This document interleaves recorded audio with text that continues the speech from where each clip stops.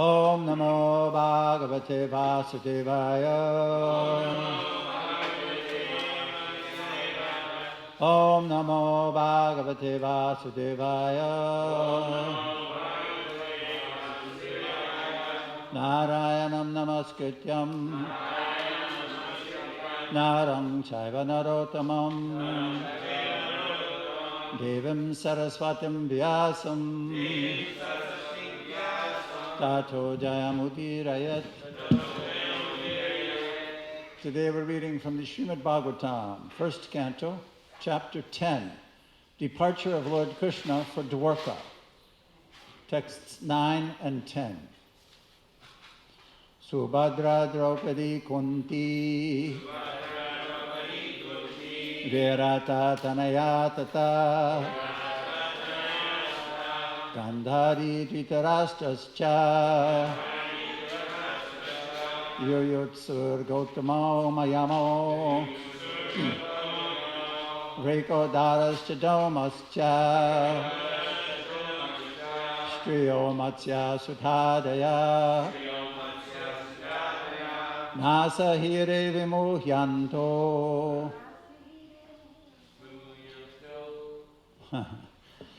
Viraham Sangadanava.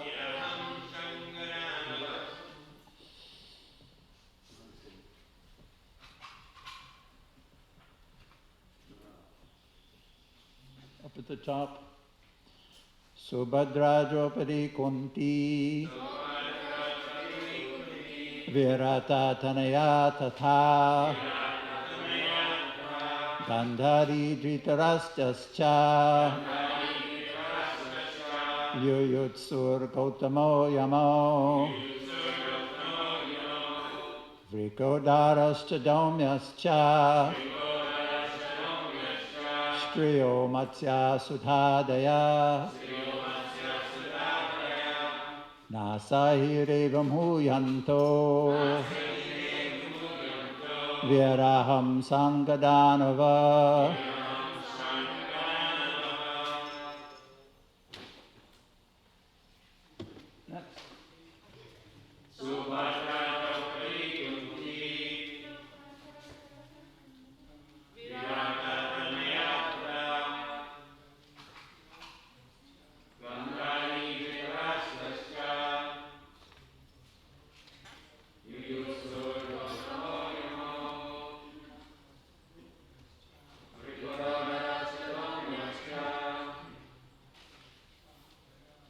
Matsya Sudhadaya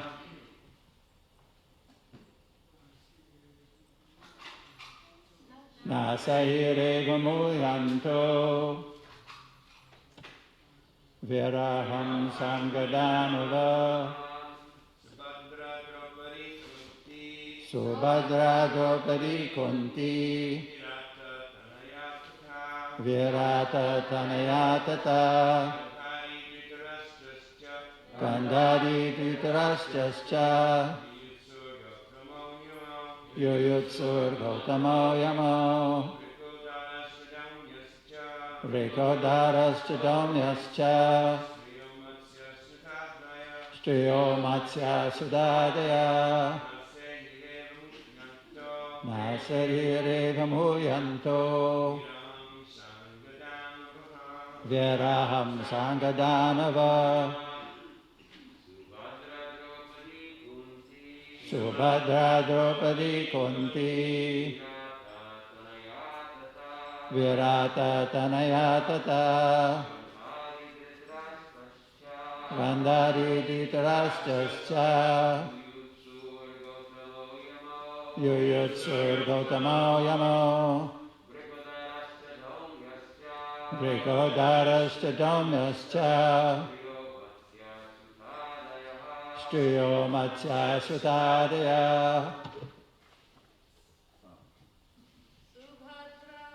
There's two more. Nasahire Vimuyanto Viraham Sangadanava. Subhadra Draupadi Kunti Virata Tanaya Tata Gandhari Dhritarashtrascha Yuyutsu Gautamo Yamo Vrikodarascha Domyascha Shriyo Matsya Sudadaya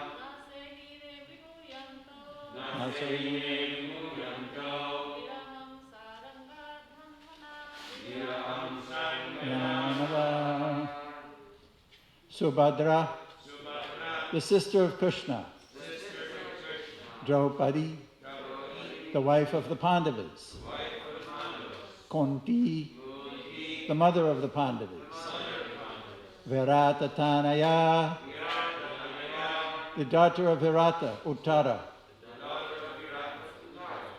Tata, also. Gandhari, the mother of Duryodhana. Dhritarashtra, the father of Duryodhana. Cha, and Yuyutsu, the son of Dhritarashtra by his Vaishya wife. Gautama, Kripacharya. Yamo, the twin brothers Nakula and Sahadev. Vrikodara, Bhima, Cha, and Domya, Cha, and Striya, also other ladies of the palace. Matsyasuta Adaya, the daughter of a fisherman, Satyavati, Bhishma's stepmother. Na, could not. Sahire, tolerate. Vimhoyanta, almost fainting. Viraham, separation. Sangadanava, of Sri Krishna, who bears a conch in his hand. Translation. Anyway, different edited versions.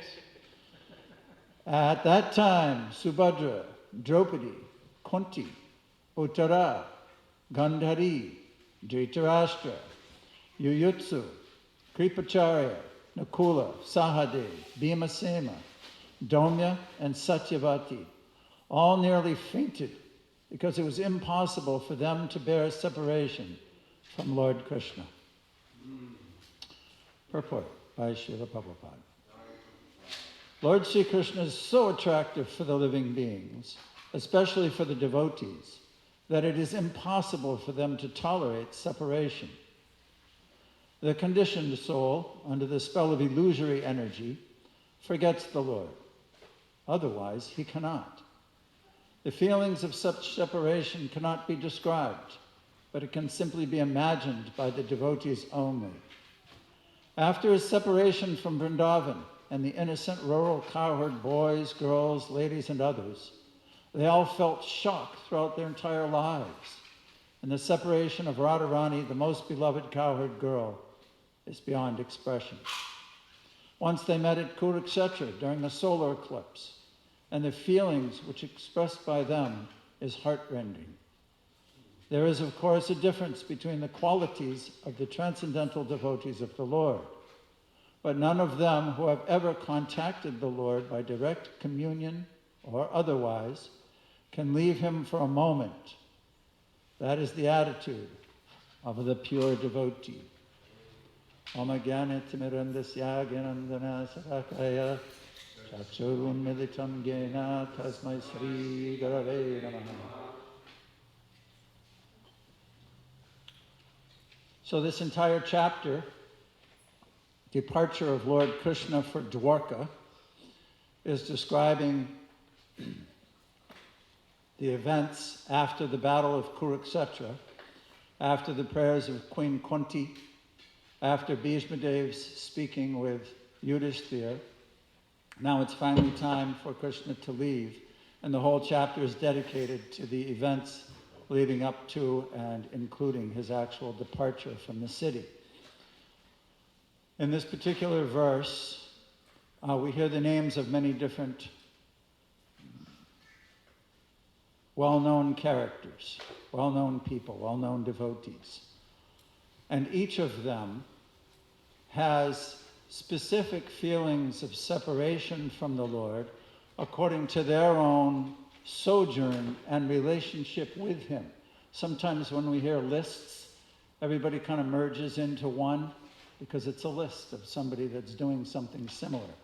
But actually each one of them has their own individual relationship and feelings of separation different than everybody else on the list, because they're all individually related with Krishna.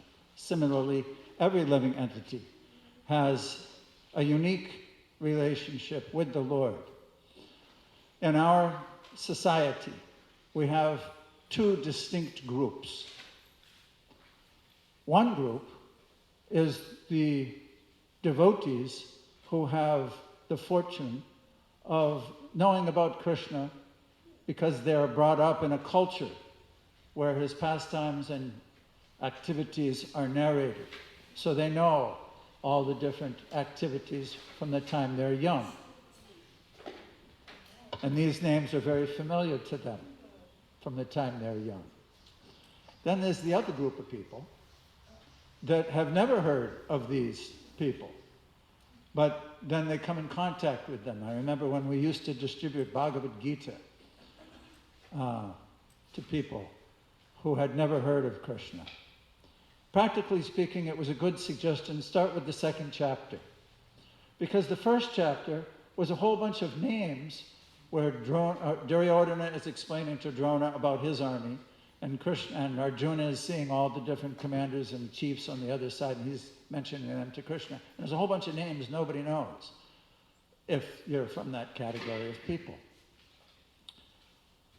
So one of the experiences for most of the devotees in that category is that after some time, by association with devotees, by hearing different pastimes, by associating and learning about the events leading up to the battle, it becomes more and more tasty to read that chapter, understanding who each one of those people are and what are their events that led them and brought them to be in that battle.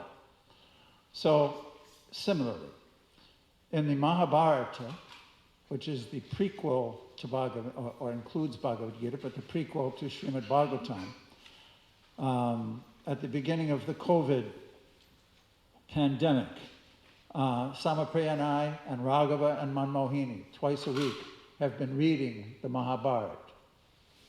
So, we came across a chapter called Krishna Returns to Dwarka, just recently at the end of the book, which is the same as this, departure of Lord Krishna for Dwarka. And just as the events and explanations of the different characters are enhanced by hearing Mahabharata and understanding the stories, this chapter of Mahabharata will help enhance the understanding of what the devotees in Hastinapur were feeling when Krishna was about to leave, which is what's being described in the chapter. So I'm going to read some of this. This is Arjuna and Krishna and their intimacy after the battle. Arjuna and Krishna spent their time going back to the places where they used to walk together in the old days. They went to their beloved Indraprasth and spent several days there. It was pleasant to roam about the gardens and the hall of the great Sabha. They talked of all the many things which had happened since they last walked there. It looked as though not many days had passed since they were there last. Actually, it was 15 years back that the two friends were there together. 15 years back, the forest of the name Pandava was burnt by Agni. Maya was saved from the fire and offered to do them a favor. Krishna had suggested the building of the great Maya Sabha, Then came Narada and his talk about the Rajasuya. Looking back in retrospect, they tried to pick out the important incidences, the several scenes which made up this tragic drama. Draupadi's appearance on the stage was the first act. The meeting between Krishna and the Pandavas was the second act. Narada's coming was the third act. The mind of Yudhisthira was upset by the fact that his father was not in the Sabha of Indra because he had not performed the Rajasuya. That was the beginning of all this pain. What had happened was that when Yudhisthira was the king, the sages came to him, Narada actually came to him and explained to him that Pandu had not reached heaven because he hadn't performed proper sacrifices. So therefore he suggested that Yudhisthira perform that sacrifice for the benefit of his forefathers, his father Pandu. The killing of Shishupal was the next act. It was the fourth act in this tragic drama. Others followed in quick succession. The game of dice with Shakuni in the leading role was the fifth act, and the court scene was the sequel to it.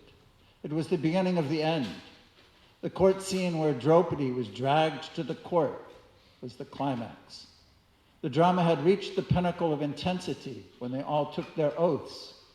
The rest was a catastrophe. The later acts were laden with retribution. The scene in Dwarka by Duryodhana and Arjuna when they went to ask for the help of Krishna was the sixth act. It decided the fates of all of them. The moment when Arjuna chose Krishna as his charioteer. The war itself was the final act, the seventh. The 18 days of the war, the death of the great Bhishma, Drona, Radheya, and Abhimanyu were just scenes in that mighty seventh act. With the death of Shakuni, the drama was over. The tragic drama was ended. The death of Duryodhana was the final denouncement. The drama covered a period of several years. They had reached the stage when they could look back on it. They had traveled some distances of time, and they could look back and review the years without emotion. Memory did wince when she took up some moments in her hands, but they were now secure from the gnawing pain that was in their hearts a few months back. Krishna said, Arjuna, the war is over. Your enemies have been killed. Yudhisthira is the monarch of the Kuru kingdom. I had taken upon my shoulders this burden. My task is now over. My thoughts are turned toward Dwarka. I now desire to see my parents and friends. I dare not ask your brother for permission to go. You must first permit me to go, Arjuna. Then you can tell Yudhisthira about my wish to go home. If he's willing to let me go, then I'd like to leave for Dwarka. If, however, he wishes me to stay on, I will. Yudhisthira's wishes mean more to me than my own. You're all able to help your brother rule the kingdom. He has Vidura to counsel him. My purpose has been served. I think it is time to go back home. Arjuna, please grant me permission. Arjuna shed tears of sorrow at the words of Krishna. So their great partnership was at an end. The inseparable Partha and Sarathi were to be parted. His heart was aching for the days of that long ago to come back. Even if it meant reliving the war, he did not mind. He wanted to recapture the thrill of those days when they would set out onto the battlefield blowing their conches lustily. The 18 days of war were the most thrilling days of his entire lifetime. He and Krishna could not be parted, even for a moment. They were always together. And now he heard Krishna saying, my purpose was served. Arjuna remembered the day when his chariot was burnt. At the end of the battle, if you go way back to the burning of the Pandava forest, what happened was that Agni was very hungry. He wanted to eat that forest, but Indra kept pouring water on and rains onto that forest to protect his devotees in the forest. And therefore, Agni approached Arjuna and requested him to help to fight and defend the forest from the rains so that he could eat the forest. And he did so. And in appreciation for that, Agni appeared before Arjuna and Krishna and gave him the chariot with the horses and the unlimited quivers of arrows, which would later become his main instrument and weapons in the battle. After the battle was over and everyone had died, Agni came again and said, now your chariot has served its purpose. The quivers have served their purposes. The time has come for me to take this chariot back. And Krishna said, wait, Arjuna, you get down first. And Arjuna got down off the chariot. Krishna was still on it. Then Krishna stepped off the chariot, and at that moment, it burst into flames and became ash. So Arjuna's remembering that.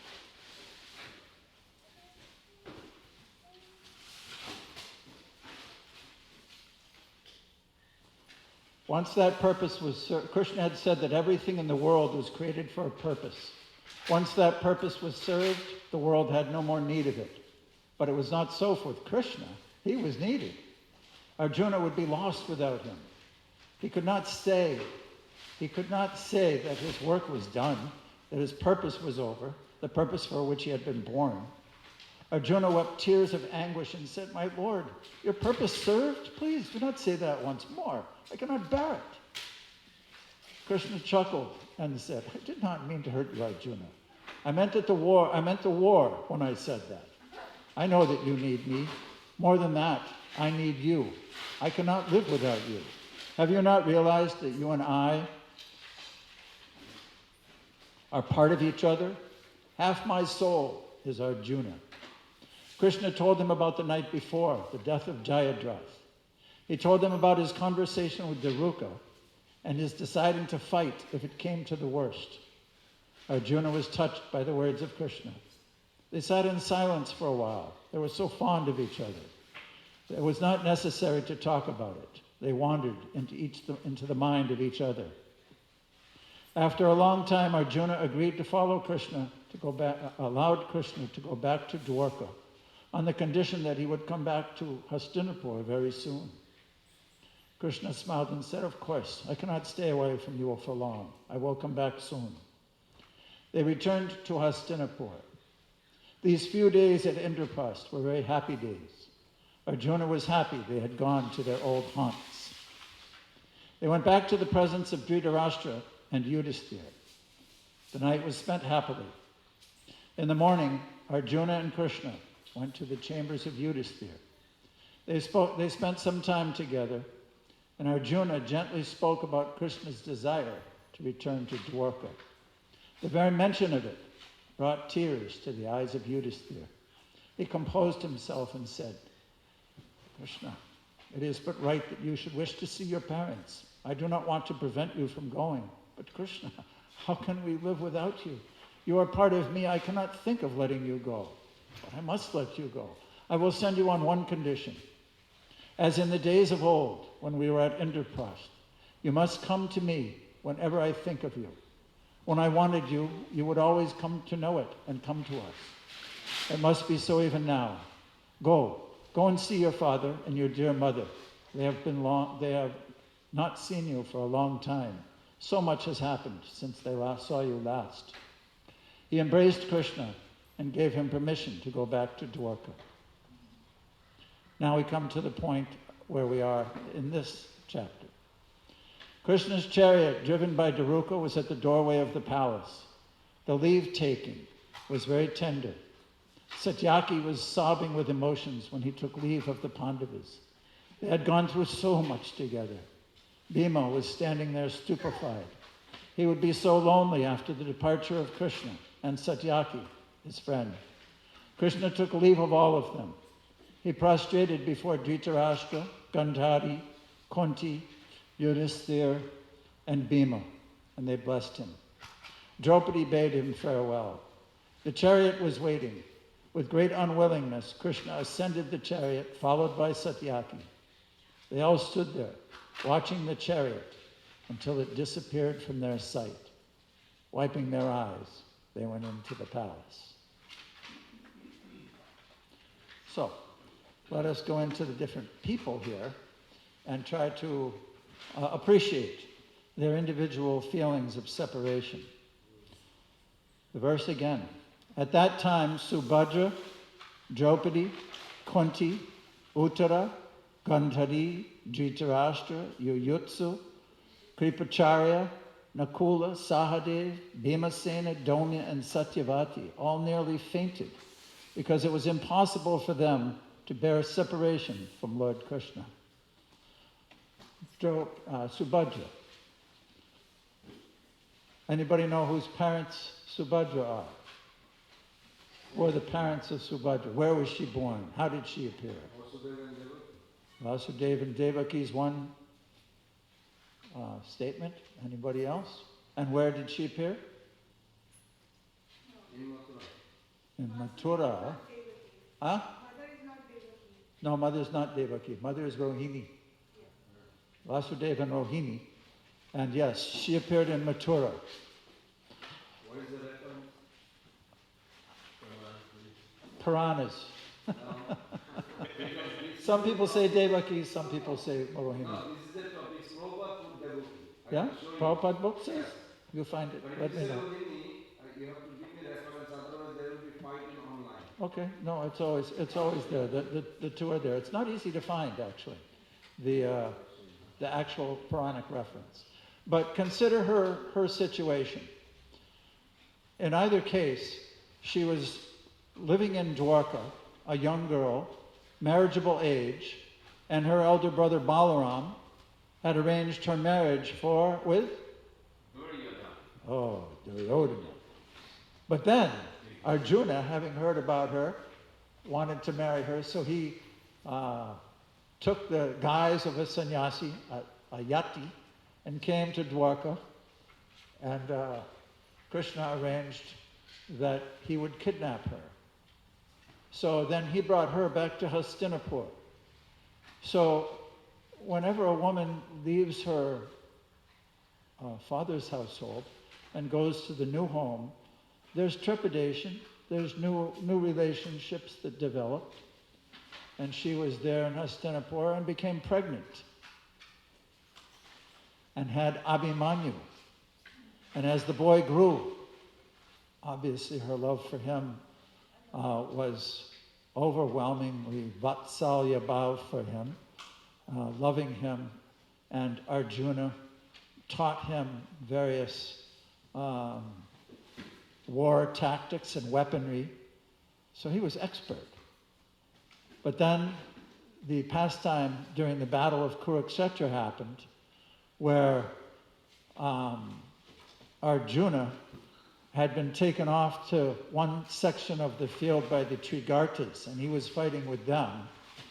And Drona had arranged the phalanx of the Kuru army into a particular chakra that was very difficult to enter, and they were starting to slaughter the Pandava army. And it was important to break that chakra. And Abhimanyu was the only one who knew how to do it. But Arjuna knew how to do it, but Arjuna was elsewhere. That was the strategy of the Kurus. So Yudhishthira, although Abhimanyu was only 16 years old, Yudhishthira, as the emperor and king of the Kurus, of the Pandava side, spoke with Abhimanyu and asked him, can you break this chakra? Can you break this vyuha and get into it? And we'll be right behind you, and we can follow. And he said, I do know how to break into it, but my father has never taught me how to come out of it. So you have to be right behind me, otherwise I'll get lost in that chakra as it moves around, and I'll be all by myself. And this is indeed what happened. The Kurus, and under the strategist Drona, their vyuha was so expert. And what had happened was that Jayadrath, another king, had been attracted in previous years before. He had been very attracted one time when the Pandavas were in exile and had been kicked out of the kingdom because of the dice game. Jayadratha saw Draupadi alone one day when the Pandavas were out near their ashram. He became attracted to her and he actually kidnapped her, brought her onto the chariot. And then the Pandavas came back and they defeated him and took her back, humiliated him. So he went and he performed great austerities to Lord Shiva. So much so, the Lord Shiva was actually pleased with his austerities and came to him and said, what is it that you want? What is your desire? Why are you doing these penances? And he said, I want to defeat the Pandavas. And he said, no, that's not possible. He said, but I've performed so much austerity, so many difficulties. He said, okay, you'll be able to defeat them once. So, when Abhimanyu went into the Vyuha, Jayadratha was again a king with an army of elephants. And as soon as Abhimanyu entered the Vyuha, Jayadratha came with his elephants and blocked off the Vyuha so that the Pandavas and their army right behind him couldn't enter. And Abhimanyu went off into the battlefield all alone there. And there was a horrible, at this time I think it was like the 10th day, maybe something like that. The mode of passion had become so increased, the rules of fighting had been degraded to the point where everybody was so angry with one another. Their following true Kshatriya spirit had been lost, and 8 Maharathis. A Maharathi is one who can fight hundreds and thousands of people at once. And generally, in proper warfare, a warrior would fight one who was equal to him, or a group of people would fight with one Maharathi. But 8 Maharathis ganged up on Abhimanyu and slaughtered him. 16 years old. So now jump forward a few days, maybe a month, and Subhadra is watching her brother, the Supreme Personality of Godhead, leave. Her son's been killed. Everybody's been killed. 640 million people were dead. There was animosity, there was sadness, there was so much difficulty. And her solace from her childhood, her brother, was leaving. So naturally she's feeling, from her point, great sorrow. Draupadi. Oh God, every one of these people is tragic. Draupadi, wife of the 5 Pandava brothers, sons of gods, herself appeared from the fire. She wasn't born from a womb. In their youth, Drupada, King Drupada, and Drona were friends in Gurukula. And during that time, Drupada had told Drona, Drupada was a Kshatriya, he was a king, he was a prince, and Drona was a Brahmin. So Drupada had told Drona, his friend, when I become king, you can share it with me. We'll have a great time together. But, as does happen in the Lord's pastimes and in life, that did not come to pass. Their paths went differently. Drupada became king, and Drona became a poor Brahmin. So Drona came and insulted Drupada. Actually, he was insulted by Drupada. Then he went to Hastinapur and became the Pandava boys' teacher, taught them, and then once they had become proficient at war, he had them as Guru Dakshin go and attack and capture Drupada. So Drupada had been humiliated by Drona's disciples. He performed a great sacrifice to have a son who could kill Drona. And in the fire, while they were performing the yajna, his Brahmins were so expert at chanting those mantras with that specific desire that a person manifested, Drishtadumna, came out of the fire, fire-born Drishtadumna. And then a woman appeared from that same fire. That was Draupadi. And when she appeared, there was a voice from the sky that said, this woman will be the cause of the death of all the Kshatriyas on earth. So much difficulty. Her sons, now let's go jump forward. Her sons had been killed, beheaded by Aspatama just days before this event that we're discussing, just as Subhadra's son, Abhimanyu, had been killed. The 5 sons of the Pandavas had been killed by Aspatama, who wanted to end the line of the Pandavas for the pleasure of Duryodhana, who was not pleased by that. But in any case, Draupadi's sons had been killed. Oh, so many years of turmoil, a roller coaster ride of life. And now Krishna's leaving. Oh, how can you leave us? So that's Draupadi. Kunti. Oh, Kunti, another wonderful character.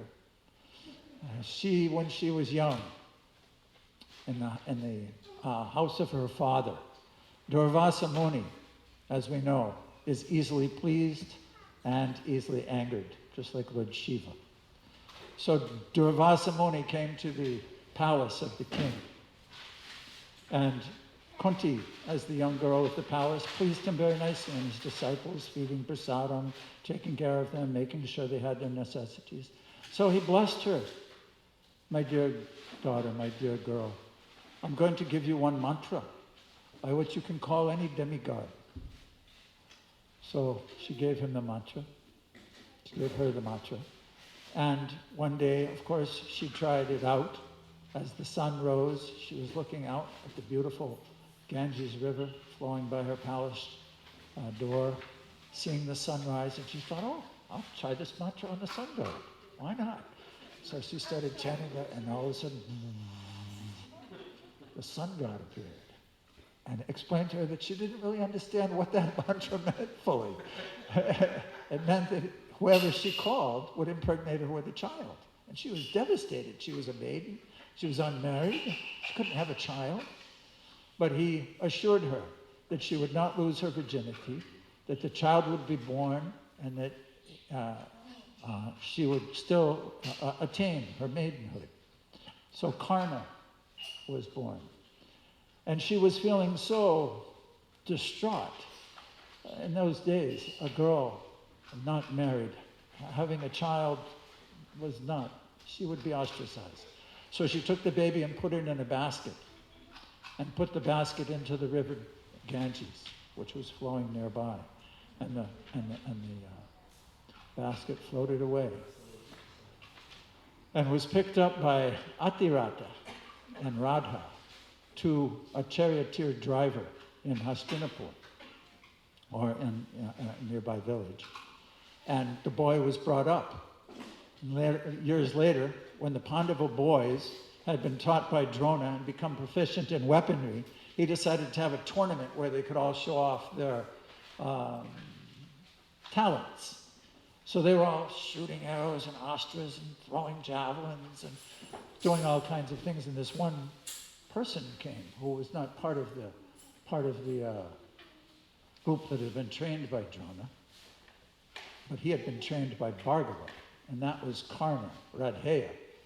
And when he came, imagine Mother Kunti sitting in the stands watching her boys show off their talents, and all of a sudden this other person came who was extremely princely in his character and nature.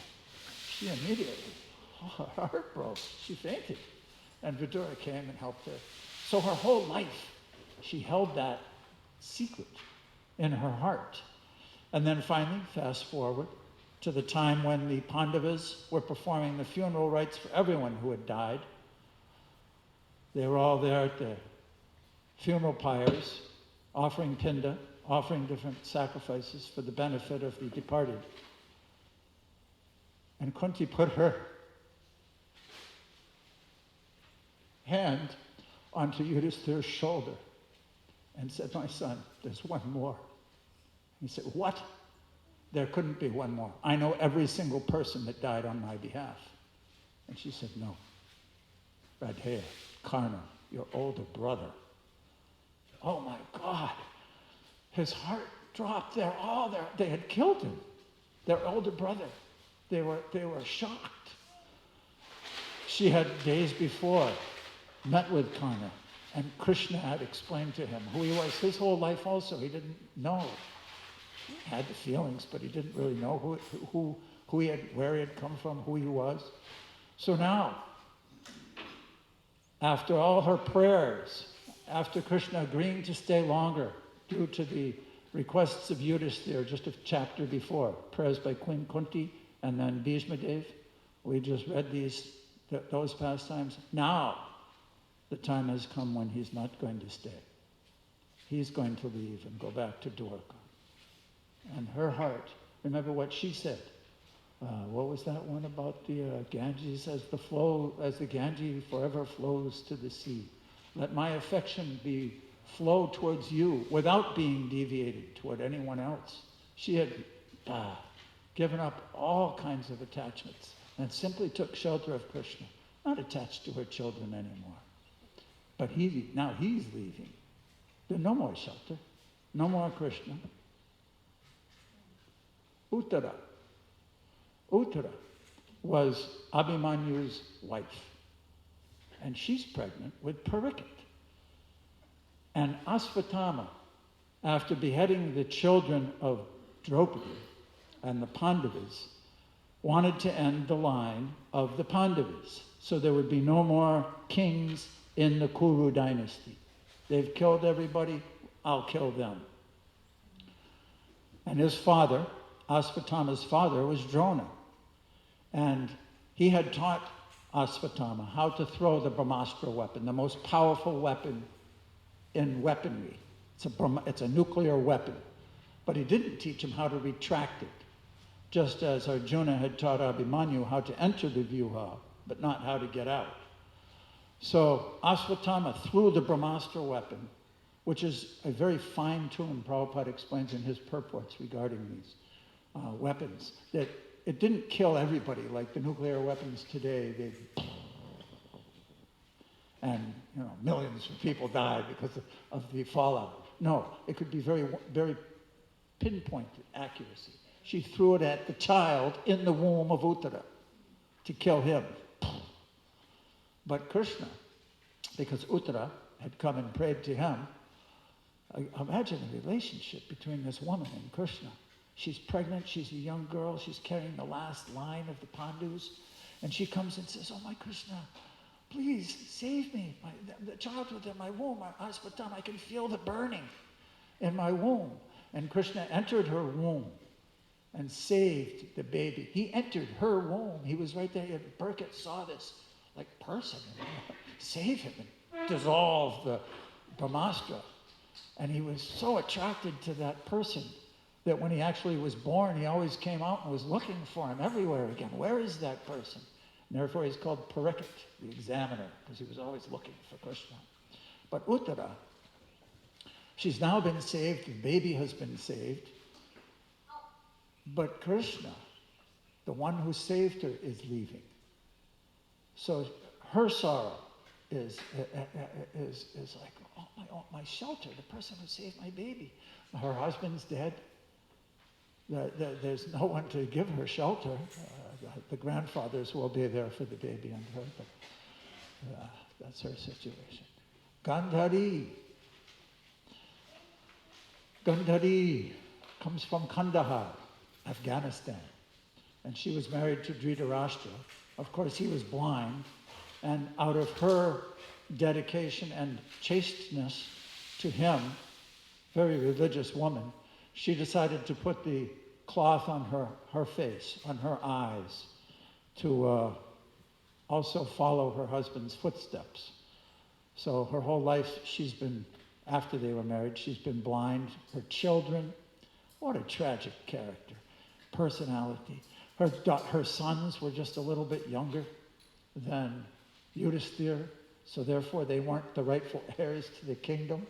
When she was pregnant, and Kunti was pregnant, when Kunti gave birth, when Gandhari heard she had given birth, she pelted and banged her abdomen with the baby inside, so distraught that my child wasn't the first one born.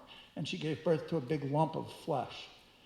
And the sages came and explained to her that she should take that flesh and separate it into 100 different parts, put each part into a pot with ghee, and by their mystic powers and potencies, they would make it so that each pot became a child, and indeed that happened. Now, in between the first two, Duryodhana and Dushashan, because Gandhari, she was actually pregnant for 2 years. She didn't have a normal pregnancy. Another Yogamaya pastime. So, because her pregnancy was taking so long, Dhritarashtra impregnated one of his Vaishya wives named Sugata. And in between Duryodhana and Dushashan, the first two borns, there was another baby born of Sugata, the Vaishya wife, and that's another personality in this list, Yuyutsu. So Yuyutsu was one of the brothers, one of the sons of Dhritarashtra, but he wasn't one of the 100 ones from the pot. At the beginning of the Battle of Kuruksetra, when all the kings were lined up and everything, Yudhishthira, just as Arjuna had the chariot brought between the different armies, Yudhishthira got down off his chariot and he walked over to the Kurus and took permission to fight with his elders, Bhishma, Drona, his teachers. And he also made the proclamation that if any of you want to come over and fight on our side of righteousness, you're welcome to come. Yuyutsu got down and brought his chariot over and decided to fight with the Pandavas. Yuyutsu was also going to be, at this point in our story, when Krishna's leaving for Dwarka after the battle, Yuyutsu was still living. Parikshit was very young. Yudhishthira was the emperor, but Yudhishthira was so close with Yuyutsu that when the Pandavas retired timely, which is the next chapter, and leave, or a couple chapters later, then Yuyutsu was put in charge while Parikshit was being fine-tuned and coming to be the king that he became. So these are some of the different people. There's more. Don't have time to go through them all. But we can see how each one of them, due to time, place, circumstance, the sojourn of time, has brought them to this relationship with Krishna. And they're all feeling intense separation and sorrow from him as he's about to leave. The verse again, at that time, Subhadra, Draupadi, Kunti, Uttara, Gandhari, Dhritarashtra, Yuyutsu, Kripacharya, Nakula, Sahadev, Bhimasena, Domya, and Satyavati all nearly fainted because it was impossible for them to bear separation from Lord Sri Krishna. Any questions or comments? I guess Pandavas found out. Each year thereafter, due course of time, Devaki, the mother of God. There you go. Okie dokie. That's a verse from the 10th canto describing how Subhadra was born of Devaki after Krishna. This is just a description of her. It's actually a verse before he was born, but it's describing events that will take place later. So this is one reference where Subhadra is the daughter of Vasudeva and Devaki. Mother Nanda is asking, did Maharaj Parikshit ever see Krishna after he was born? Or had Krishna already left the planet? Krishna had already left the planet. If you remember, what happened was that the Arjuna was in Dwarka, and Yudhishthira was seeing all these ill omens, and then Arjuna came back and explained that Krishna had left. So he never saw him. Still looking, yes, just like us. Nice. Yeah.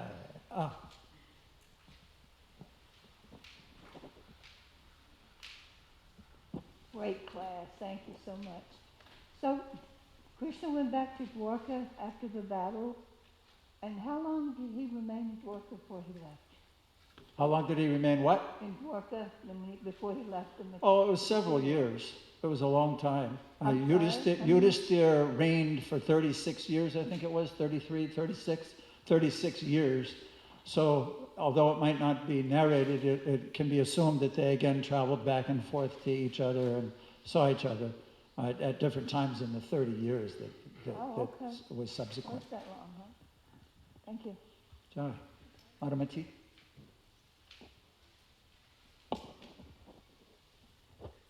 I just find it interesting that Gandhari's name is there, in the sense that, she cursed Krishna, she was upset with Krishna, the fact that, she said that if it wasn't, you could have stopped the war, or, and like that. So, yeah, I just find it, yeah. Yes, Gandhari is a unique personality. She was extremely dedicated to her husband, but she was also a great ascetic and chaste woman, and extremely pious, and understood Krishna was the supreme personality of Godhead. But she wanted to do her dharma in life at the same time. It's described in the Mahabharata that the Pandavas, after killing her 100 sons, were extremely hesitant to go before her. How could they do that? It killed her 100 sons. She was motherly to them their whole lives, and they knew her power. And it was said that when Yudhisthira came before her, she saw in the bottom of her cloth, she could see the tips of his toes, and that they turned blue because of her feelings. And Krishna, and they all knew it. So Krishna went to her prior to their going. They had asked her, you go and, talk to her, because we can't go before her. So Krishna went to Gandhari and explained that Yudhisthira was also doing his dharma. He placated her in a very beautiful way, how she could relate with him doing his dharma the way she did her dharma to be with Dhritarashtra. So it wasn't personal. It kind of like lessened that acrimony and anger that she had, because she came to understand. And then after doing that, melting her a little bit that way, he turned up the heat and explained to her that you've been a mother to them their entire lives. You can't give up that dharma either. That's part of your duty. So Gandhari, you remember that time when prior to the battle, she wanted to help protect her son. And she knew how powerful she'd become because of her austerities of being blind her whole life. So she told Duryodhana that you come to my tent completely naked. So Duryodhana was outside and he was coming into her tent, and Krishna was there. And Krishna saw him walking into his mother's tent naked, and he said, Duryodhana, what are you doing? You can't go before your mother like this. You can't go naked. And he said, but Mata told me to. They said, no one, that's not what she meant. At least wear a gumpsha. So he put on a gumpsha, and when he walked into the tent, Gandhari had removed her blindfold, and she looked at him, and his whole body glowed and became like stone, except for his thighs, because he had on the gumpsha. And she looked and she said, what have you done, my son? Why have you done this? Why have you not come naked like I told you? And he said, well, I saw Krishna outside of the tent, and he explained to me I should wear a gumpsha. And she, just like Draupadi, she threw up her arms and said, Krishna. Okay, what can be done? So she knew all these different things, but that's a little bit of history about how her heart melted and why she's here. Also feeling separation. She, her days were numbered, and she's elderly, and she's lost everything, and she knew he was God. Jai. Srila Prabhupada ki jai. Oh, Pran Govinda Prabhu. There's few more. Mother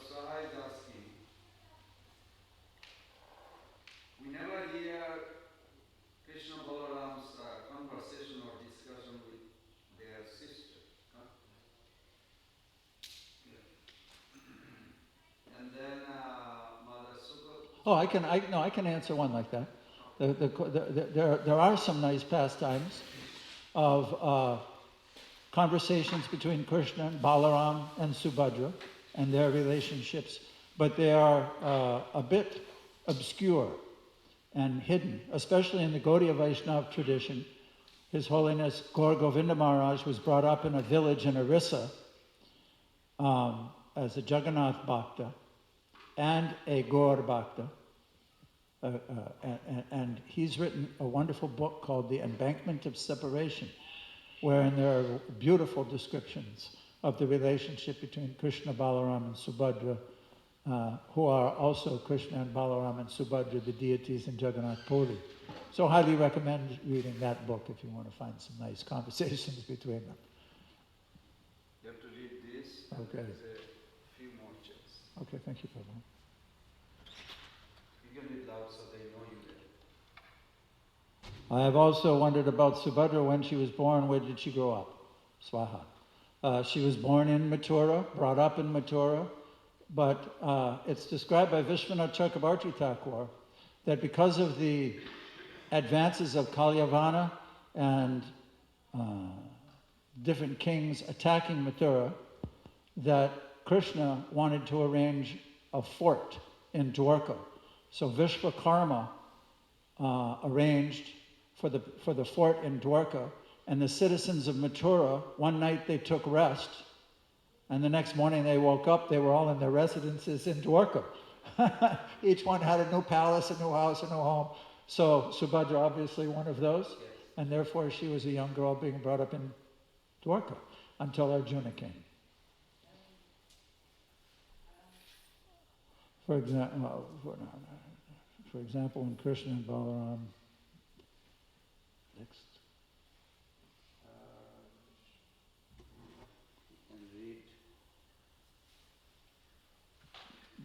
See, Krishna, after hearing the Samapriya, got to take care of this one. After hearing the plight of the exalted Pandavas, how can we prevent weakness from entering our hearts and lamenting for our material situations? We'll have to discuss that one at home.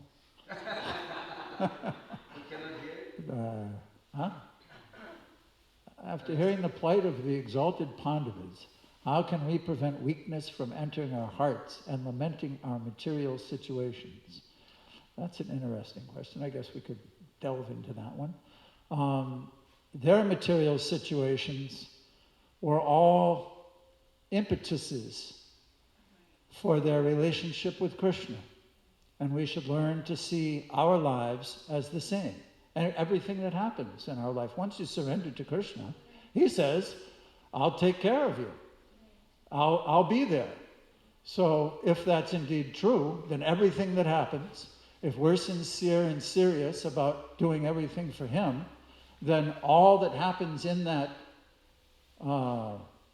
network of life is part of our relationship with him and can be seen as a impetus for developing our deeper relationship with him eternally, not just materially, and the different sufferings we undergo.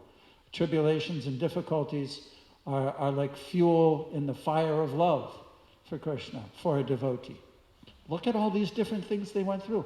As I just described during this whole class, how could each one of them have such feelings without the life that they had bringing them to that point? And therefore this feeling of love at this time of Krishna's departure, although on one hand it's very difficult, on another, from a pure devotee's point of view, according to Shastra, it's ecstasy.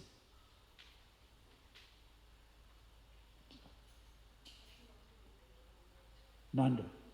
So, if Krishna was in Dwarka for 36 years, Parikshit would have been able to see him? No, I don't get the timeline. Parikshit's birth and Krishna's leaving. Neither do I. I have a question. Yes. Just to, otherwise it will be bothering me for a couple hours. Dhritarashtra, according to Bhagavatam, he expresses separation feeling from the Lord. Yes. So obviously he has some love. So I'm putting a metaphor, like if I love Prabhupada and I don't like some of his Interesting. Because he squeezed Bhima and crashed him, Yes. and that's very favorite also. So what I want to understand, can you? Dhritarashtra's love for, affection for Krishna. He's there. He's also feeling separation. He was, the silver lining in Dhritarashtra's life was his brother Vidura. His brother Vidura was always his counselor, and he was a devotee of Krishna. He was Dharmaraj, he was Yamaraj, advented due to a curse of Manduka Muni. So he was a righteous, extremely well-versed, they even have Vidura Niti in the Mahabharata, his instructions to his brother. So his whole life he was hearing and associating nicely, but he was so attached to his children and to Dhritarashtra was born blind, but he was the firstborn son. So by rights, he should have been king, emperor of the world. But because he was blind, he was not given that right. His younger brother Pandu was. So that in itself creates in one's heart a hardness. And that hardness, when it manifested in his child, Duryodhana, he could vicariously live through that experience. Now he will be emperor. My son will be emperor. And that attachment, that flow, that bhav was constantly nurtured by him and given fuel. So, but at the same time, it's like a person, it's like a neophyte, a person who has strong material attachments, but is a devotee and wants to serve Krishna. You can see it. We have so many people. You can see it in their face even sometimes, that they're so distraught that they have material desires and they've succumbed to them, they fight with them, it burns them, but at the same time they want to be a devotee, they want to be a pure devotee, and we have this like archetype idea of what the pure devotee is, and they can't reach it because of their material desires, and it's constant confusion. So I think Dhritarashtra was like that. That was his circumstance. Strong material attachment, good association of his brother, an understanding of the higher ideals, but just not able to come up to the mark. And then it's described in the descriptions, which will come up later when he leaves his body, that due to his offenses against the Pandavas, he couldn't attain love of God. That doesn't happen. You can't be offensive to the devotees of the Lord and attain love of God at the same time. That's the bottom answer to your question. Thank you. Prabhupada said actually that, it's something we can relate in our life. He could have taken shelter of Vidura Yes. as a pure, but he didn't. Yes. So that's also due to the offense problem. Yes, nice. It's very important for me to know. For example, when Krishna and Balaram went to Mathura to kill Kamsa, we never hear of her meeting her brothers for the first time, because it must have been an historic meeting. No. Subhadra wasn't born yet, from my understanding. Krishna was 11 years old. Vasudeva and Devaki were still living in Mathura. They'd been there in the prison house of Kamsa. But from my understanding, Subhadra had not been conceived yet. She was born later, after they came and started to live in Mathura. So in this way, that's why there isn't a historic meeting between the family members. When after Krishna had killed Kamsa, you remember he went and he released Vasudeva and Devaki from their chains and shackles and offered his obeisances for not being there for them. And there's no description that they had a daughter. So that would have been there had she been born. Jai Srimad Bhagavatam ki jai.